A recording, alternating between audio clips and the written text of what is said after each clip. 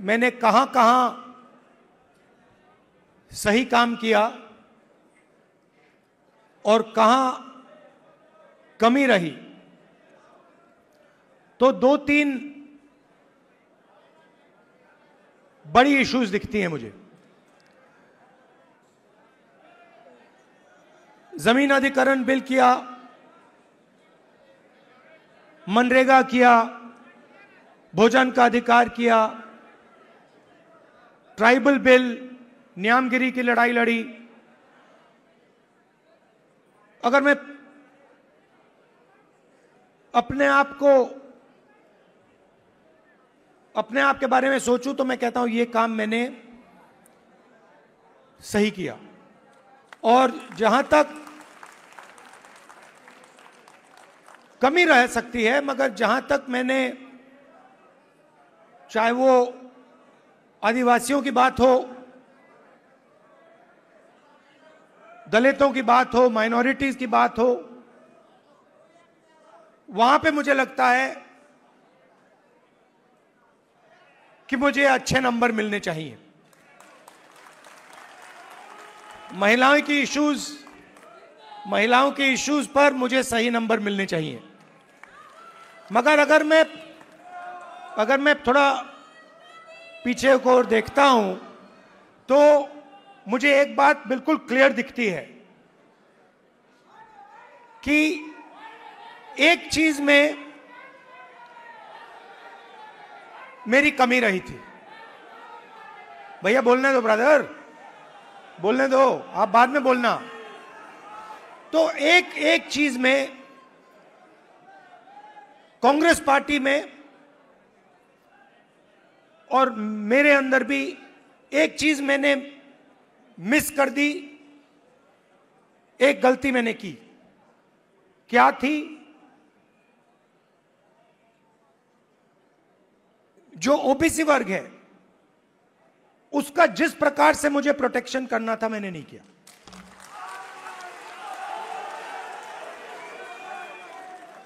क्योंकि अगर, और इसका कारण था आपकी जो इश्यूज थी उस समय मुझे गहराई से नहीं समझ आई। मैं स्टेज से कह देता हूं कि 10 साल पहले, 15 साल पहले जो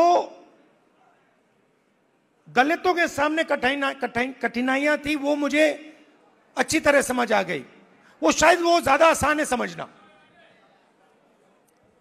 वो क्लियर है। अनटचेबिलिटी, उनकी हिस्ट्री है, तो एकदम पता लग जाता है। आदिवासियों के भी इश्यूज आसानी से समझ आ जाती हैं। आप उनके इलाके में जाइए, जंगल, जल, जमीन बिल्कुल सामने दिखता है। मगर ओबीसी की जो इश्यूज हैं, जो मुश्किलें हैं, वो छुपी रहती हैं, आसानी से नहीं दिखती हैं। मेरी रिग्रेट क्या है कि अगर मुझे आपकी हिस्ट्री के बारे में, आपकी इश्यूज के बारे में थोड़ा सा भी ज्यादा मालूम होता, मैं तभी जाति जनगणना करा देता। वो निकल गया। और मैं स्टेज से कह रहा हूं, वो गलती है मेरी, और कांग्रेस पार्टी की गलती नहीं है, मेरी गलती है। और इस गलती को मैं ठीक करने जा रहा हूं। और एक प्रकार से अच्छा हुआ है। मैं सोच रहा था कि ठीक है भाई, गलती हो गई, तो अच्छा क्या है मैं आपको बताऊं कि अगर उस समय जाति जनगणना करवा दिया होता तो जैसा मैं अब जाति जनगणना कराऊंगा वैसा नहीं होता। क्योंकि जो हमने तेलंगाना में किया है, आपको वो पॉलिटिकल अर्थक्वेक है, वो हिंदुस्तान की राजनीतिक जमीन को उसने हिला दिया है। अभी आपको उसका जो आफ्टर शॉक है वो अभी आपको लगा नहीं है, मगर वो काम हो गया है। जैसे जैसे सुनामी आई थी ना, सुनामी आई थी ना, मगर जो सुनामी, जिस अर्थक्वेक ने सुनामी बनाई, वो तो आपने देखा भी नहीं, वो समुद्र के नीचे था, है ना। मैंने थोड़ा स्टडी किया, पता लगा कि जब सुनामी आई थी 1000 किलोमीटर, 1000 किलोमीटर लंबी, मतलब क्रैक जमीन में आया था, किसी ने नहीं देखा। उसके बाद में 2-3 घंटे बाद उसका असर दिखा। वही हुआ है तेलंगाना में। मैं आपको बता रहा हूं, 21वीं सदी डेटा की सदी है। मोदी जी कहते हैं data data data, DDD, 4D, 5D, 3D, ऐसे बोलते रहते हैं, सुना ना आपने। 50-60 साल पहले अगर आप पूछते पावर कहां से आती है, लोग आपको कहते पावर तेल से आती है, ब्लैक गोल्ड कहते थे उसको। जिस देश के पास तेल है उसके पास पावर है, वो पूरी दुनिया को कंट्रोल कर सकता है। अगर वही सवाल आज आप पूछें तो ब्लैक गोल्ड नहीं है, आज का तेल डेटा है। और डेटा कंपनियों के पास होता है। आप रिलायंस के पास जाइए, अमेज़न के पास जाइए, वो आपको डेटा दिखा देंगे। किसी भी अस्पताल में चले जाइए, आपको वो डेटा दिखा देंगे। मगर जो डेटा आज तेलंगाना सरकार के हाथ में आ गया है, उसका देश में कोई मुकाबला नहीं है। आज तेलंगाना में हम आपको बता सकते हैं, हम आपको 1 मिनट के अंदर बता सकते हैं कि तेलंगाना की सारी कॉरपोरेट्स में, उनकी सारी मैनेजमेंट में कितने ओबीसी हैं, कितने दलित हैं, कितने आदिवासी हैं।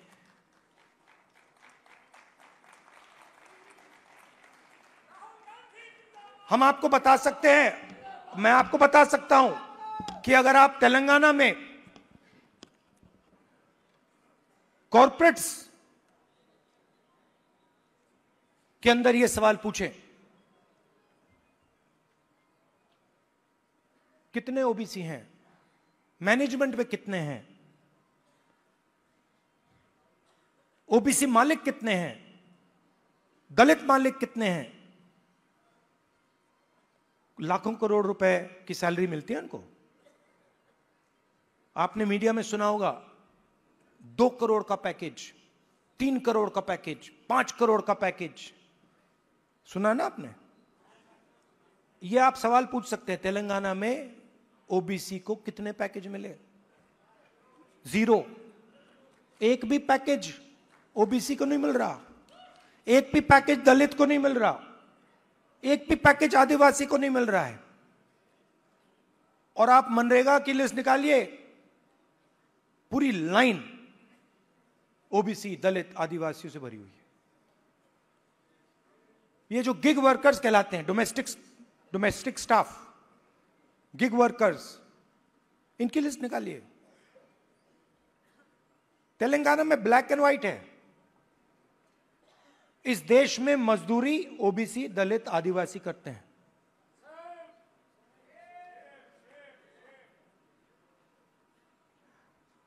बघेल जी ने बहुत अच्छी बात बोली, उत्पादक शक्ति। मतलब देश को चलाता कौन है? देश को, उसकी, किसी भी देश को उसकी उत्पादक शक्ति चलाती है। और देश में मेन सवाल यह उठता है कि अगर उत्पादक शक्ति देश को कुछ दे रही है, भोजन देती है, औजार देती है, ये इमारतें देती हैं, तो उस शक्ति को अपने खून पसीने के लिए देश क्या देता है? मतलब आप लोग देश को बनाते हो, इमारतें आप बनाते हो, सड़कें आप बनाते हो, स्कूल आप बनाते हो, कॉलेज आप बनाते हो, अस्पताल आप बनाते हो, टेंपल भी आप बनाते हो। मेरे लिए सबसे जरूरी सवाल है, अगर आप लोग देश को बनाते हो तो इस काम के लिए देश आपको क्या देता है? आपको क्या दे रहा है आज हिंदुस्तान? प्राइवेट स्कूल जहां पे आपको लाखों रुपए देने पड़ते हैं। प्राइवेट स्कूल किसके? आपके नहीं, ओबीसी के नहीं, दलित के नहीं, आदिवासी के नहीं। आरक्षण लूटा नहीं, आरक्षण दिया नहीं जाता है।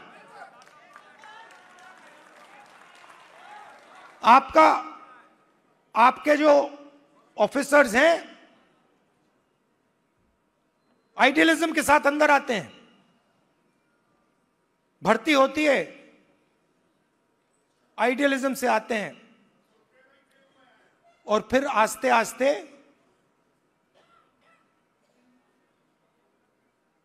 कट दिया जाते हैं। ACR, annual confidential report, OBC, दलित, आदिवासी अफसरों को हत्या करने का तरीका। रिजर्वेशन आपको दी गई है, मगर फाइनेंशियल मिनिस्ट्रीज को देखिए, डिफेंस मिनिस्ट्री, फाइनेंस मिनिस्ट्री, बड़ी बड़ी मिनिस्ट्रीज को देखिए, और वहां पे आप नेशनल लेवल, मैंने चेक किया, वहां पे मुझे ओबीसी, दलित, आदिवासी नाम बता दो। मैंने मजाक किया, बजट बना, मिठाई बांटी जा रही थी, याद है आपको? हलवा बांटा जा रहा था, 11 लोग थे वहां पे, 90% आप लोग हो, 50-55% ओबीसी, 15% दलित, 9% आदिवासी, कोई नहीं वहां पे। हलवा बट रहा है, वो खा भी रहे हैं। आप प्रोडक्टिव फोर्स देश की, वो हलवा में जो चीनी गई वो आपने बनाई,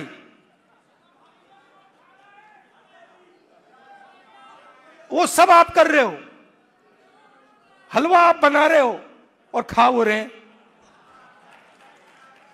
तो अब मैं ये नहीं कह रहा हूं कि उनको हलवा नहीं खाना चाहिए, उनको भी खाना चाहिए, मगर भैया आपको भी थोड़ा मिलना चाहिए ना।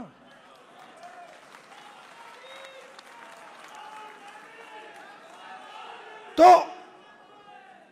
अब मैं आपको, आप मेरी बहन से पूछो, मेरी बहन से पूछो, कभी मिलोगे तो पूछना कि अगर कभी राहुल ने किसी चीज के बारे में मन बना लिया तो उस बात को वो छोड़ेगा या नहीं छोड़ेगा, वो पूछ लो उससे। मैं नहीं छोड़ने वाला। और मैं सिर्फ जाति जनगणना की बात नहीं कर रहा हूं। देखो, आप ये मत सोचो कि मैं जाति जनगणना की बात कर रहा हूं। जाति जनगणना तो पहला कदम है।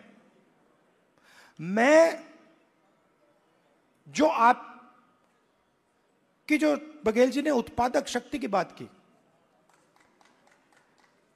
मेरा लक्ष्य है कि उस उत्पादक शक्ति को हिंदुस्तान में रिस्पेक्ट और हिस्सेदारी मिले।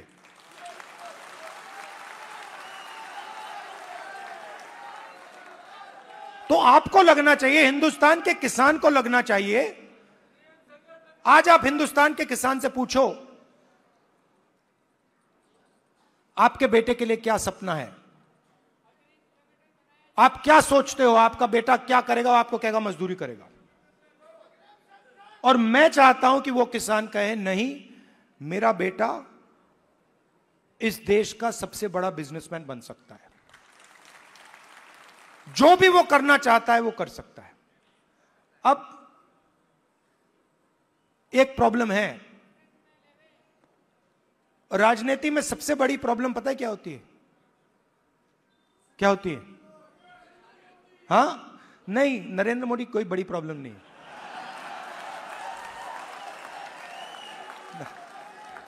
वो नहीं,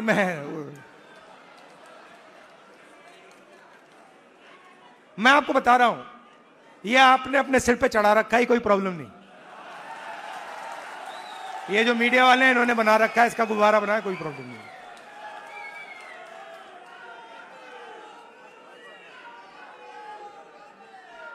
अब पहले तो मैं मिला नहीं था, अब 2-3 बार मैं मिल भी लिया हूं, बात समझ गया हूं मैं, कुछ नहीं उसमें।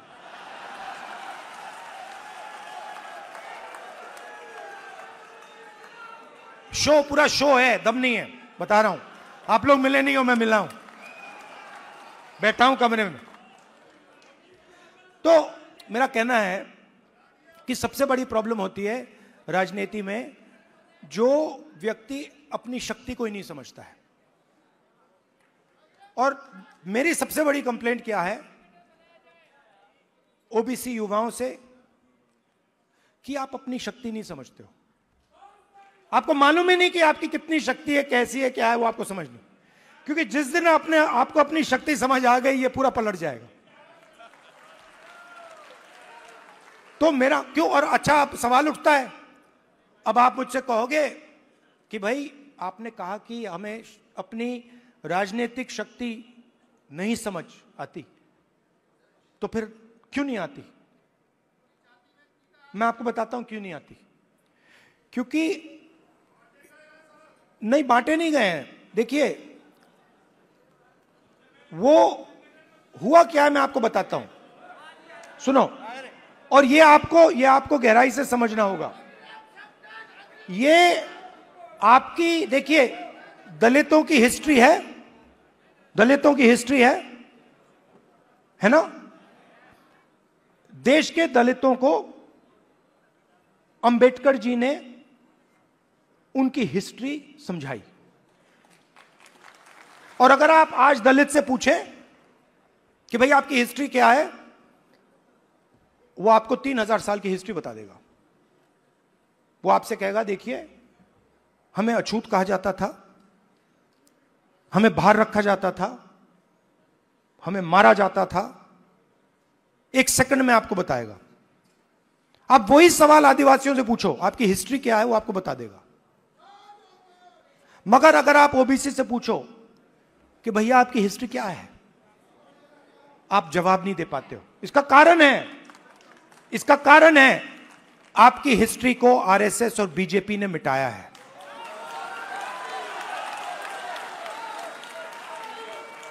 आपकी हिस्ट्री को, जो देश की उत्पादक शक्ति की हिस्ट्री है, उसको आरएसएस और बीजेपी ने मिलकर मिटाने का काम किया है।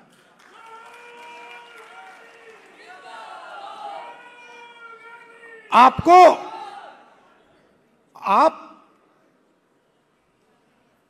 स्कूल पढ़े हो ना हिंदुस्तान में? स्कूल पढ़े ना? आप मुझे बताओ, आपने स्कूल में हिस्ट्री की तो किताब पढ़ी होगी, उसमें ओबीसी की हिस्ट्री कौन सी थी, कहां थी? उसमें कहीं लिखा था ओबीसी की हिस्ट्री के बारे में? कुछ लिखा था? मैंने तो नहीं पढ़ा। आज जब मैं बात को समझ रहा हूं तो मैं अपने आप से सवाल पूछता हूं, भैया जब मैं छोटा था तो इस देश की जो 55-60% लोग हैं, उनकी हिस्ट्री की किताब में है ही क्यों नहीं? यह जानबूझ के मिटाया गया है। क्योंकि जिस दिन आप अपनी हिस्ट्री समझ जाओगे, उस दिन आप समझ जाओगे कि आरएसएस आपका सबसे बड़ा दुश्मन है।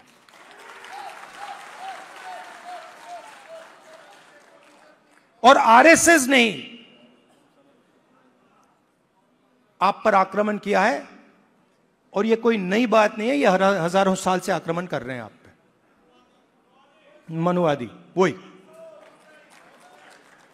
और ये हर लेवल पे होता है, हर लेवल पे होता है। ये एजुकेशन में होता है,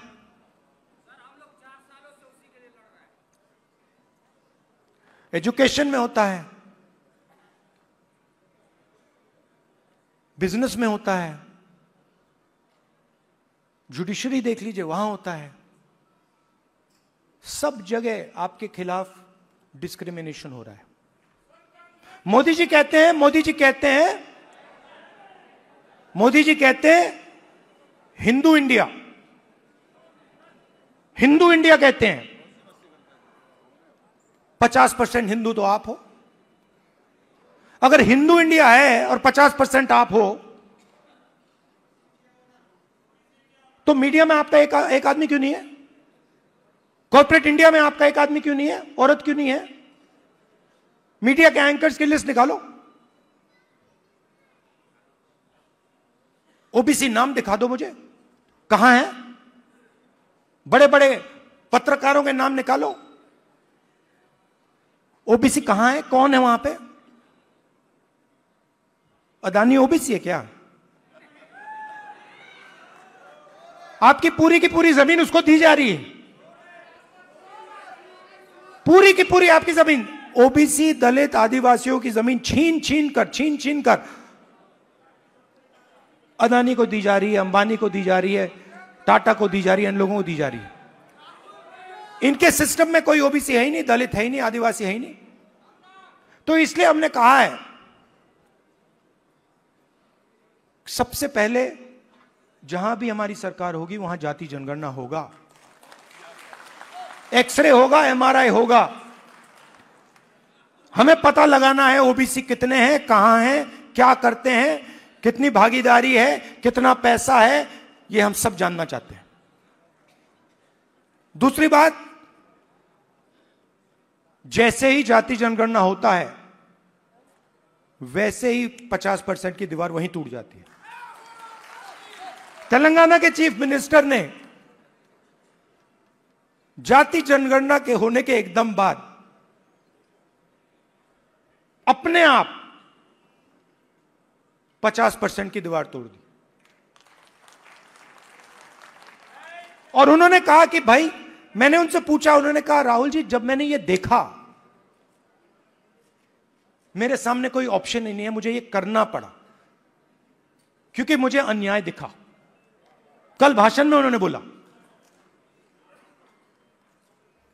तो पहला काम जाति जनगणना जहां भी हमारी सरकार होगी, 50% की दीवार जहां भी हमारी सरकार होगी, और दूसरा काम नेशनल लेवल पे, ये दोनों काम।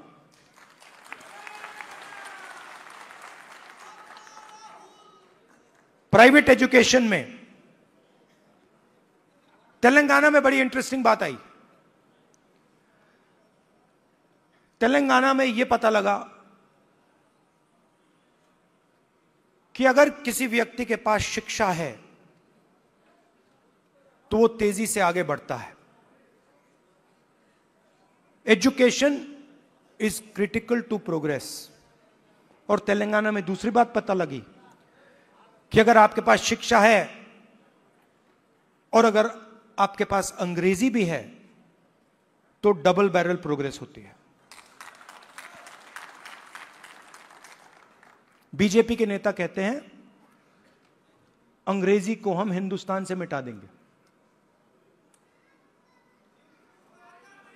नहीं, मगर आप उनसे एक बात पूछिए, आप अंग्रेजी मिटाना चाहते हो मगर आपके बच्चे कहां पढ़ते हैं? आपके बच्चे क्या हिंदी मीडियम में पढ़ते हैं या इंग्लिश मीडियम में पढ़ते हैं? आपके बच्चे क्या लंदन में पढ़ते हैं, अमेरिका में पढ़ते हैं, वहां क्या हिंदी में पढ़ते हैं वो? नहीं। तो रीजनल लैंग्वेज, रीजनल भाषा, हिंदी, तमिल, ये सब जरूरी हैं। बंगाली, पंजाबी, कन्नड़ा, ये सब जरूरी हैं, मगर उसके बिल्कुल साइड में अंग्रेजी भी जरूरी है।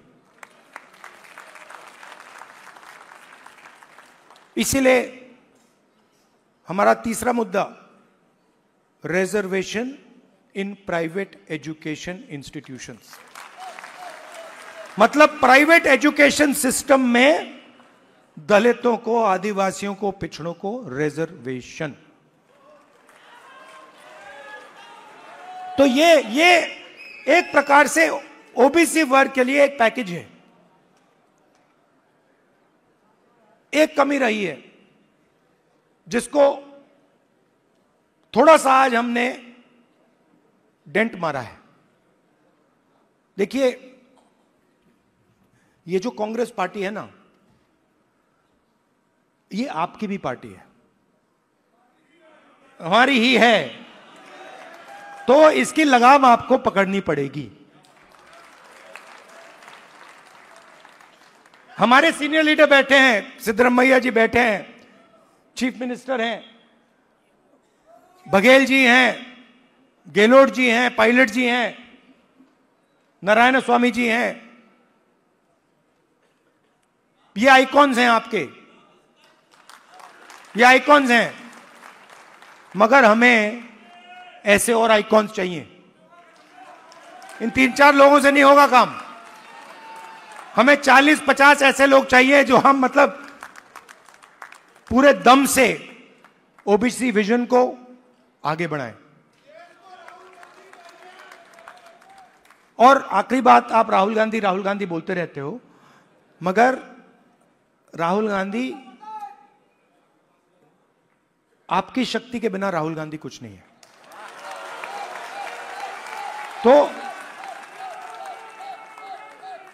तो मेरा काम आपकी शक्ति को अलाइन करने का है। और देश के मैं ओबीसी वर्ग से, युवाओं से कहना चाहता हूं, जो मैंने शुरुआत में कहा, मैं अपनी साइड से कह सकता हूं, कांग्रेस पार्टी के साइड से नहीं कह सकता हूं। मैं अपने साइड से कहना चाहता हूं कि जिस प्रकार से मैंने ओबीसी वर्ग के लिए काम करना चाहिए था, पहले मैंने नहीं किया, अब मैं डबल स्पीड से वो काम करने जा रहा हूं। आप सबका बहुत बहुत धन्यवाद। नमस्कार, जय हिंद।